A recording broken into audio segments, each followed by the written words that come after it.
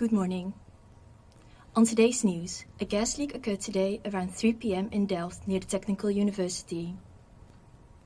An NL alert was sent out, nearby residents were evacuated and the area was cleared.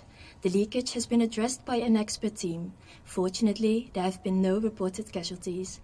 Our team managed to speak with some on-site residents to gauge their reactions.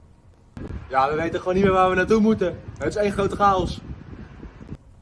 Many residents have questions. How could this have happened and how do we prevent a leakage in the future? We contacted a representative of the local authority of Delft to share more details. How could this have happened? We were so sorry, we didn't see this coming at all. We apologize for the people who live here for this inconvenience. When we heard about this matter, we right away set up a team of experts who investigated the matter, and then we appointed DHGM, a company, to replace the pipes. So we hope that this matter will be resolved quickly.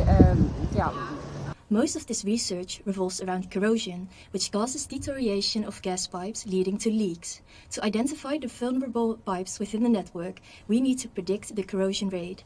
Our team spoke with the research group and an expert mathematician to hear more about this. To find out how much the pipes have been affected by the corrosion, we use PICs, 4 in total. PICs are devices that we put into the pipe and that determine the wall loss caused by corrosion. However, the accuracy of these PICs differ. In order to determine the average measurement error that these 4 different PICs make, we have used several calibration samples and tested that on them. And the data that came from those tests showed us that there are different distributions that fit the measurement error made by these 4 different PICs. And since it is common that the measurement error has a normal distribution and the normal distribution did fit the error of those 4 different PICs, we have determined that that is the best fit for the measurement error. After that, we've put the PICs into the pipes, and the data that we got from that we have sent to a mathematician to analyze. From the data we received from the research team, we can try to find a model that predicts the corrosion of the gas pipes.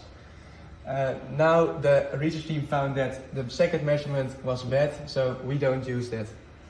Now we're going to try different models, like a linear model, a square root model, and a quadratic model, and we test which one fits best.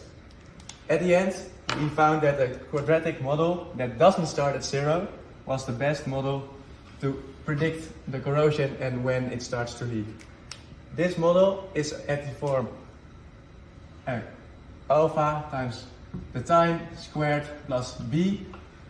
We found alpha is around 0.05 and beta is around 2.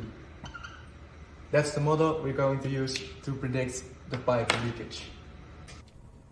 As mentioned before, the local authority of Delft has outsourced the pipe replacement to a company called DHGM. We spoke to the CEO about the future plans for the gas pipe grid in Delft. Hello guys, we're pleased that Delft local authority selected us to replace the pipes. We at DHGM are experts in pipes replacement. We're going to replace all pipes here in the area around Delft. To do this, we considered multiple policies. We first started by looking at replacing the pipes with the highest risk of leaking. These pipes are of course the most dangerous and we want to remove them first. But this takes much time, moving the gear and opening new holes. That's why we started looking at neighboring pipes first. If the neighbor pipe has a high probability of leaking, we replace that one. Otherwise, we look at another pipe which has a high leakage probability. We can improve this policy even more by looking at its neighbor and its second neighbor. We take the combined risk and compare that to the highest probability of leaking.